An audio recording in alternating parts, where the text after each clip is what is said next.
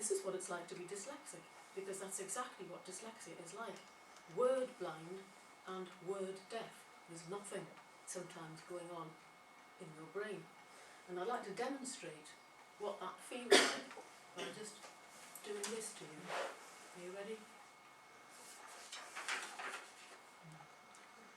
Could you read that out loud, please? Yeah. Now, isn't this fascinating? Because that is Arabic. Words, they're shapes. To our mind, they're just utter shapes. And there's not a sound going on in our heads. Not a squeak of a sound. And yet, to an Arabian person who's trained to associate shapes with sounds, read it fluently.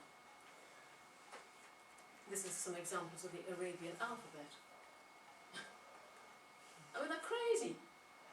But then, when you actually start to think about it, so are our letters. I mean, how crazy are our letters? You know, why is it that when we look at that letter, for instance, we cannot, unless we're totally dyslexic, we can't stop a sound coming into our head. We look at it, we're trained, we're brainwashed, if you like, into looking at all these 26 letters, and there are just 26 of them. But they're all arbitrary shapes. I mean, who sort of decided that these were going to be, you know, it's crazy. You know, why should that shape be duh? Why should that shape be? And yet we just take all this for granted. And yet the whole of our language is built on combining shapes with sounds. And that's all it is. It's as simple as that, really. But where does this happen in the brain? This is what used to fascinate me being a biologist. The brain is divided into two halves, the left hemisphere and the right hemisphere. And in the left hemisphere is centred the linguistic centre. Useful because L for left hemisphere and L for linguistics. Useful way of remembering it. And there's a little area about there in the left hemisphere of the brain called the angular gyrus, which is responsible for actually filling up with memory neurons to associate a letter with a sound. So in a nanosecond, when I hold that letter up to you, your eyes look at that letter, that information is sent very quickly, optic nerve, to this particular part of the brain, and in there it rapidly says, have I seen that before? Is there a sound attachment? Yes, there is. And you come out with it, all in nanoseconds. And we take all that for granted. But for a dyslexic person, that doesn't happen. Not so easily, because there is a problem with that particular area of the brain. And there are all sorts of reasons why there might be problems, and I'm not going to go into that, but that's, being a biologist, that aspect of it really fascinated me. I mean, enough to know that a lot of it is genetically linked, you know, it's handed down to the family. So that area of the brain is a bit, you know, dodgy in a dyslexic brain. The rest of the brain, fine. Often highly intelligent. Often right brain orientated, because it's like the brain thinking, not quite sure about this area here, let's shoot across to the other side and see if we can find something a bit more comfortable in our heads. Ah yes, art, music, creativity, that kind of thing. That often is what happens with a dyslexic brain. But basically, in a nutshell, all that's really needed is for the angular gyrus, this part here, to be activated by a lot of repetition in the basic language that you're born into. And so, consequently, when I was faced with these pupils of mine for the first time and I had nothing, absolutely nothing prepared, I then set to and started to gradually over the years work out this entire system here. Now, I used a mixture of methods. One is flashcards, which I actually refer to as angular gyrus activators. Sounds a bit better, a bit more sophisticated. But the flashcards are not my invention.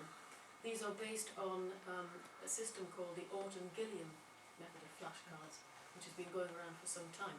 But I think I like it because it's very, very basic and very, very logical. And so if I can just quickly show you these flashcards, and then I'll talk very briefly about the mnemonics, which is basically what we're here for. The flashcards, spread out here, 5 of them. Basically, you're taking the whole of the English language and you're kind of blowing it up and then settling it down in particular categories. The whole of this design of these flashcards are more or less the same. This is the alphabet, and you'd have the alphabet divided into the two types of cards, which are the consonants and the vowels. Consonants on the blue card and vowels, white cards and vowels on the blue cards. They're designed in the same kind of a way because each front of each card has got both the lowercase and the capital in one visual glance so that you can compare and contrast. If a pupil didn't happen to know the particular sound of that letter, then the way to help that is to flip the card over onto the back, and there on the back is an associated keyword that obviously contains that letter, in brackets the phonic sound of that letter, and then underneath there's a space for a drawing. And all you do is you look at the keyword and you draw a picture of it. And then I like to have a little mini picture in the top left-hand corner of the front of the card as well. So if you didn't know that particular letter made the sound f, then you could be helped by looking at the word fan followed by the sound f. So what I tend to do with all my pupils is that I actually say, right, let's make a start at the basics, because it's amazing how many people are a bit dodgy even at the basics. Start with the alphabet, and I like to know, first of all, which ones do you know, and the ones that they know, I then have devised this rather crazy method of actually showing progress. I like to associate knowledge with temperature. And if you're not very knowledgeable, you're not very powerful, and you're a bit on the cold side. But as you get more knowledgeable, you get hotter and hotter and more powerful. And so we have this rather mad method of showing the progress through any particular pack. So if we start down here, for instance, somebody's got about 50%.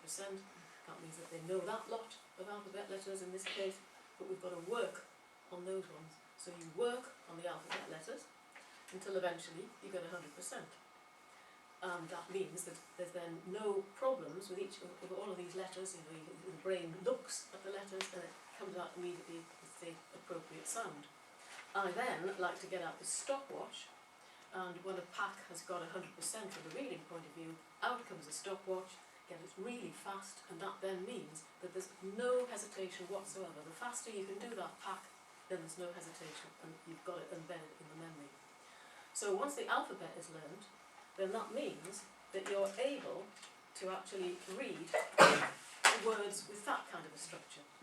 So I go from learning a pack from the reading point of view to then looking at words that are appropriate to that pack. So in this particular case, we're talking about CVC words, consonant, vowel and consonant. And I have a whole pile of words which the pupils are then encouraged to read, and hopefully successfully. Then from the pack to the words, I then go to the structured sentences. And these are all things that I've actually made up in time, so that basically a typical example of structured sentences would be nothing harder than CVC words.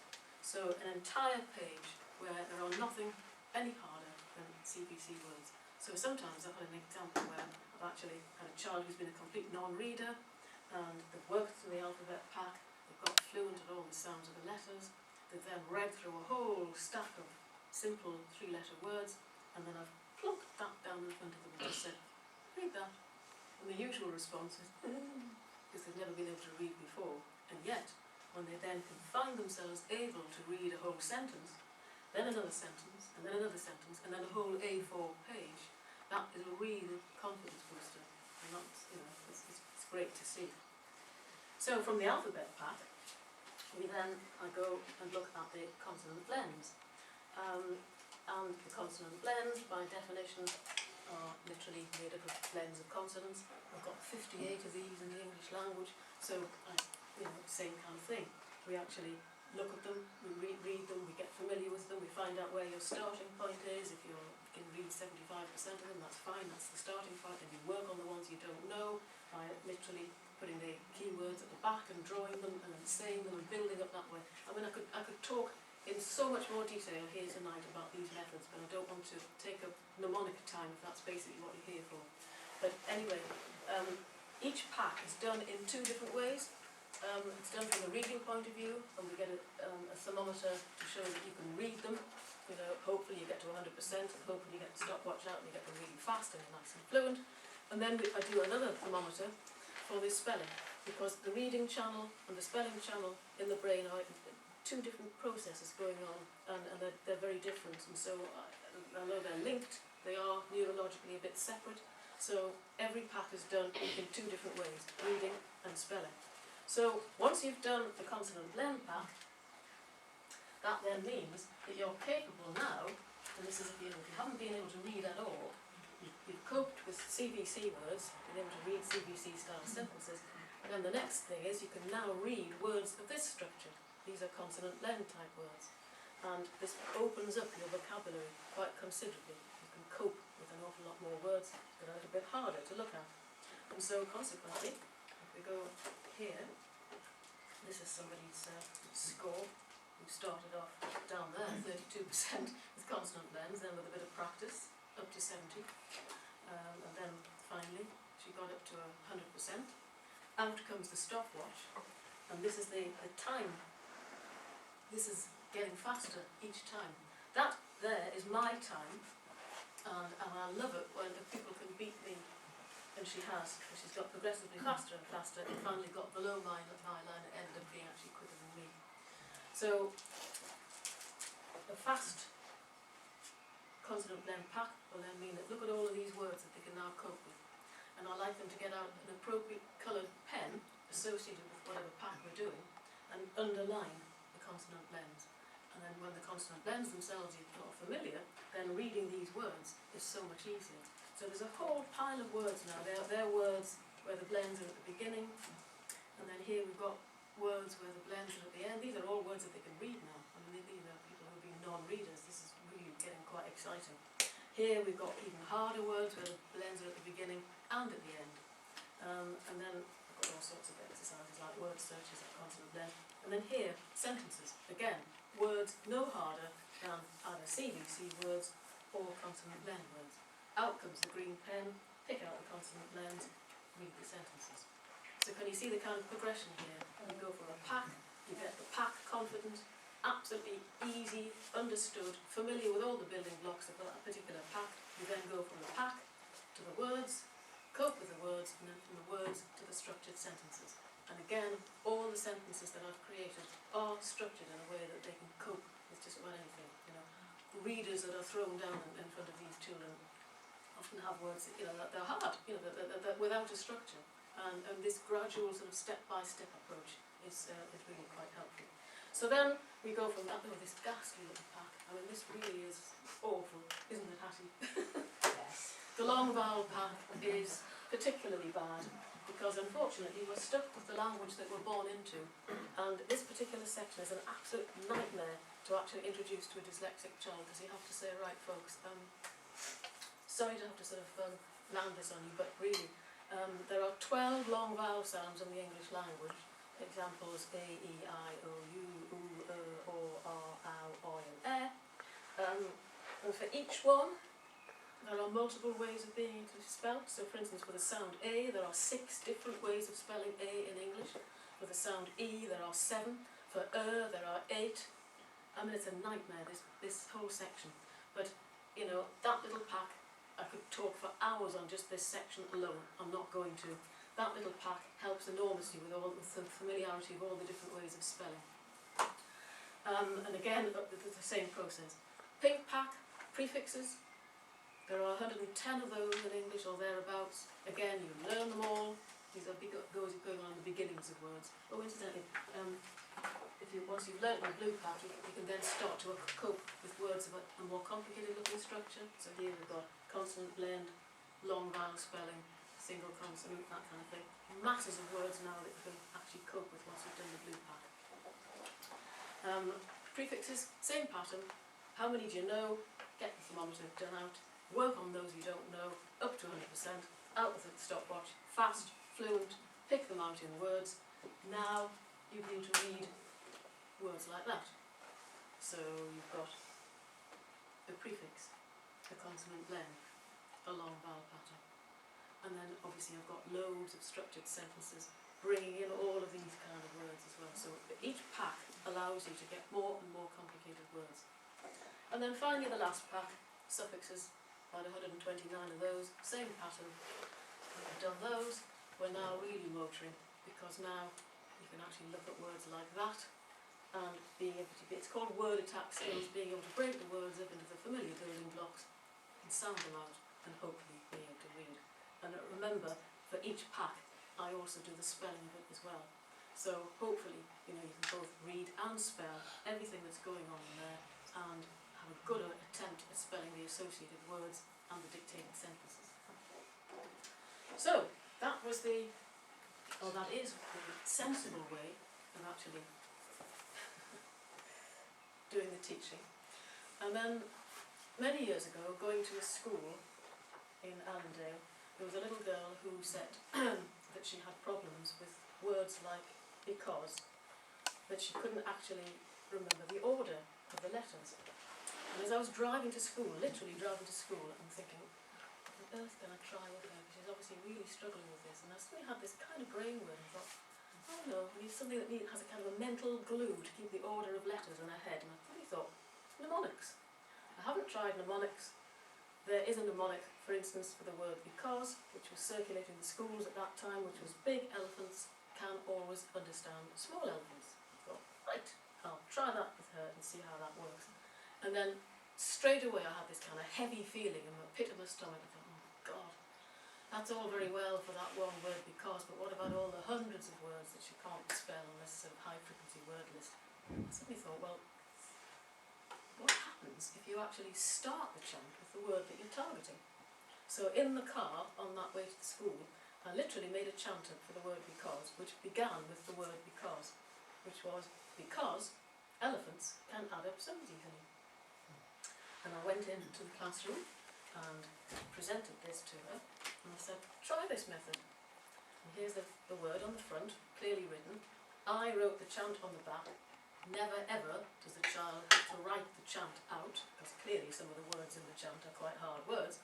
All they've got to do is get themselves into the story element of the chant, because this is like a really important sort of multi-sensory thing. You get involved in a little story, brains love stories, and then you draw the picture, and then to learn it, you actually say it out loud about 10 times. I use 10 because there are 10 fingers on your hand, so I gave her this, and she drew a little picture, and then I said, right, out loud, 10 times, off you go.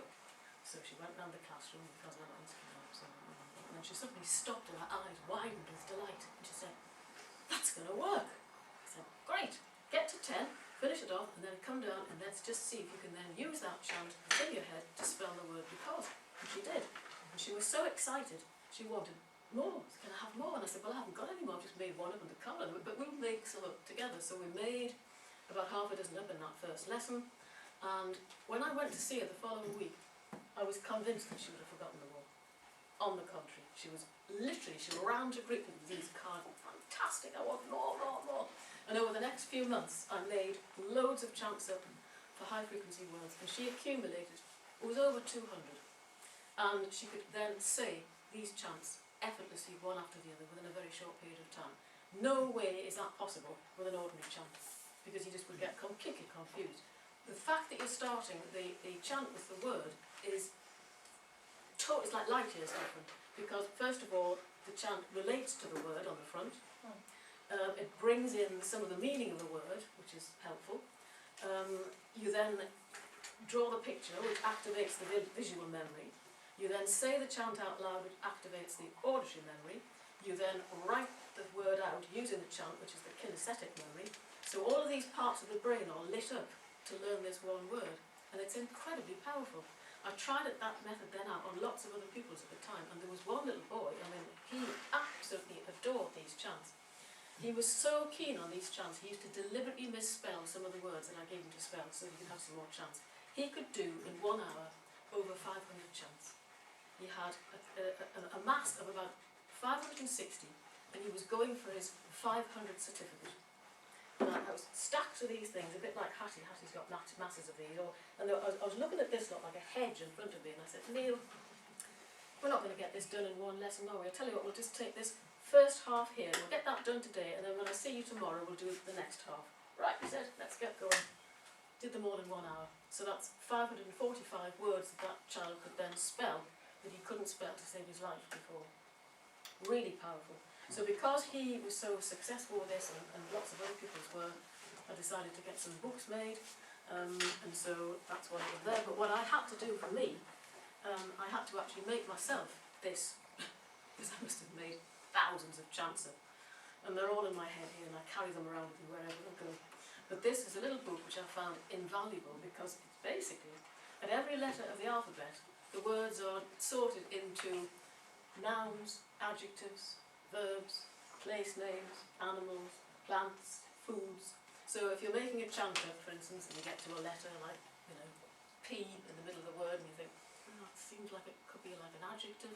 You go to P and you look up adjectives and you get a load of quick choices. It's been fantastic. So with this being so useful for me, some of my parents from the past said, well, why didn't you get that done as well? Because that could be handy for people who want to make their own chants up. So that's that. And then this one, homophones. Homophones are a nightmare if you're a dyslexic person. Homophones are, there's loads of them, words that sound the same but are spelt differently. And so chants for this, fantastic. For example, the two breads. The bread that you eat and the bread to do with breeding. The bread that you eat, bread rolls eaten at dinner, that gives you the spelling and the meaning. And then the other one, bred really exotic dogs, that gives you the spelling and the meaning. So for homophones, really quite useful, very useful. Hattie. Hattie's going to give a little demonstration here. Well, the first stage is to do a spelling test to find the words that you can't spell. Then you write the chant out, or the teacher or the parent writes the chant out.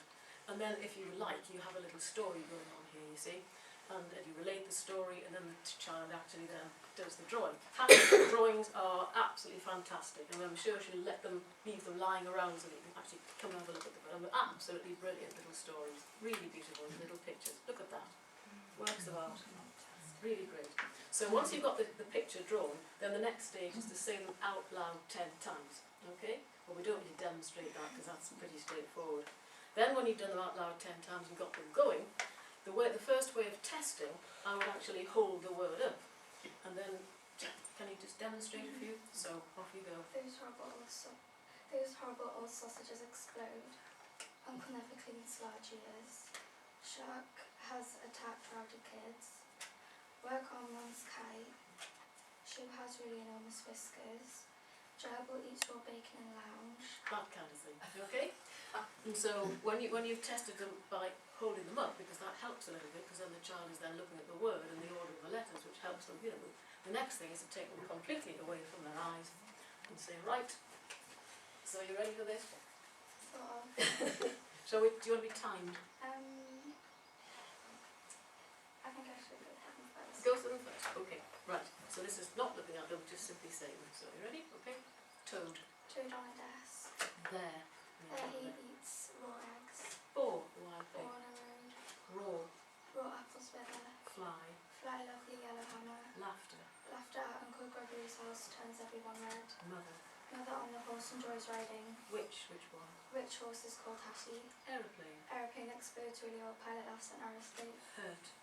Hurt Uncle's right toe. Beautiful. Beautiful eagle attacked Uncle's turkey at under lorry. Peace. Pieces eaten cow explodes. Store. Store trays of rainbow eggs. Suddenly. Suddenly Uncle drops dead, enter a neighbour's large yard. Rose. Those horrible old sausages explode. Uncle. Uncle never cleans large ears. Shark. Shark has attacked rowdy kids. Work. Work on one's kite. Shoe. Shoe has really enormous whiskers. Gerbil. Gerbil eats raw bacon in lounge. Air. Air is refreshing. Fantastic. Yay!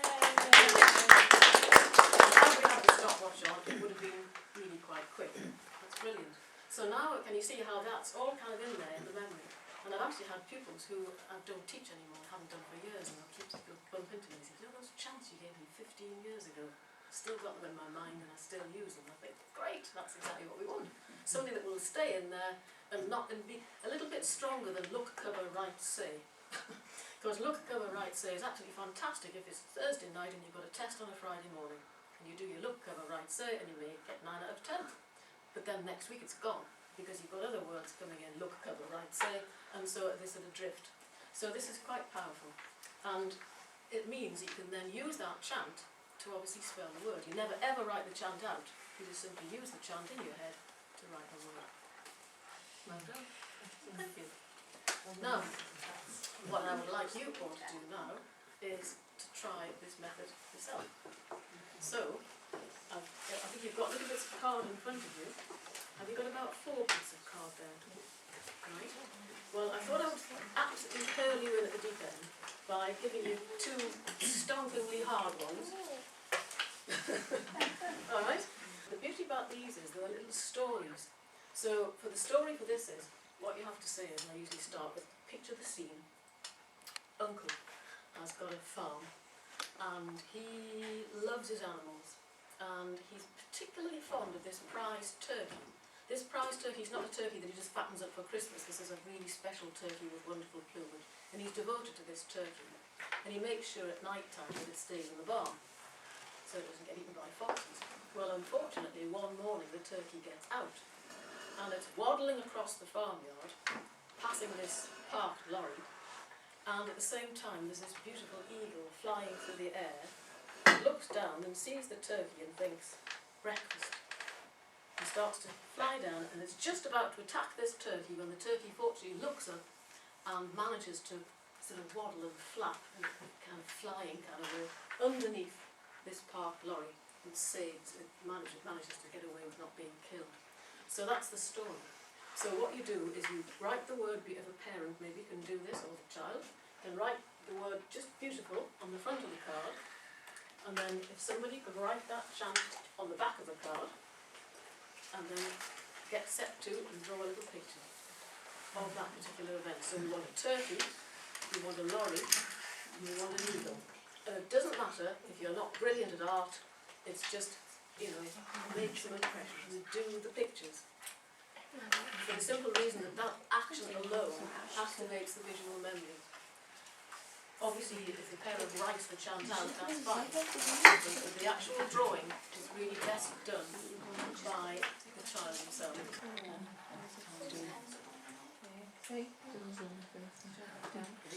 Typical lad. Don't forget the lorry wheel. What's the turkey? That you need to cut over your head. The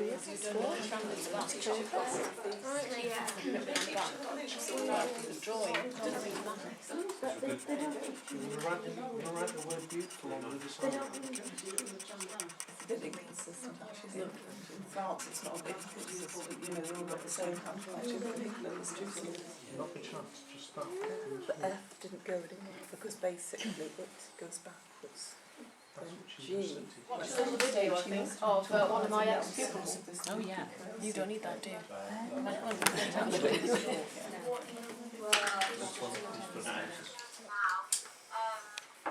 this previous moment. I'm at college at the minute doing a foundation degree in art for fine art. Then I'm hoping to progress on to university. So for this one, what you have to imagine, Auntie's gone to a hot country, and she's done all the silly things that you don't do in a hot country, which is lie on the beach without a sunblock. She gets absolutely roasted, and it's painful all over. So it ruins her holiday. She can't sit under the sun anymore. So what then she does is she lies on a lilo and has to find some shade under a tree for the rest of the holiday. Trouble is, she didn't check what kind of a tree it was that she was lying under, and it happened to be a coconut tree, and a coconut lands on her head. So the chant is, Auntie under nut tree yells. Okay? So you draw your little picture of Auntie under a nut tree. Picture the scene. Uncle in a house, in an estate, likes having parties, and he's always having these parties and inviting his neighbours because he's a sociable kind of person.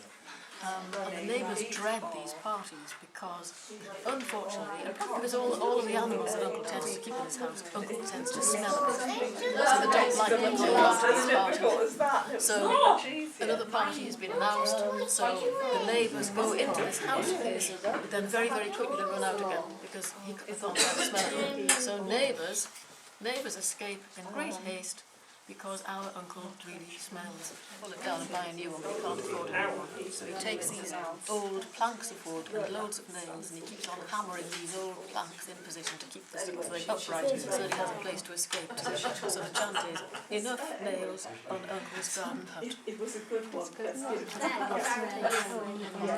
Excellent! Fantastic! So therefore, on a scrap of paper, you could use those chants and spell the word. And And that's part of the learning process actually, is when they've done them out loud 10 times, I then take a piece of paper and then I ask you to say the chant, and as you're saying the chant you're actually writing the word out, never the chant, just the word. You do that a few times. I'm going to do that. Do Auntie. You know how to spell it. Do your chant for Auntie. Yes, because it is so hot.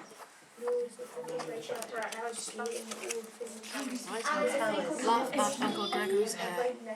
He's done something crazy with it. He's cut it into a funny star and turned it blue. Okay, laugh at Uncle Gregory's hair. And on the board there actually you've got daughter. Daughter at Uncle Gregory's house turns everyone red, but you can easily change that and make it to laughter. It's the same spelling, so laughter at Uncle Gregory's house turns everyone red. And for that one, that's just like somebody, he's having a party. Mathematics at the home easily makes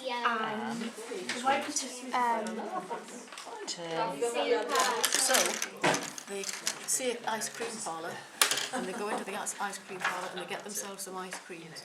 So there they are with their uniform, helmets and everything, boiling hot on a day like this, licking ice cream, walking down the street. Police often lick ice creams everywhere. Never write the chant out. That's really important. You never ever have to write, the people never even have to write the chant. The chant will always be written by a teacher or a parent. All the people does is learn it in their head and then take off the first letter of each of those words and you spell the word.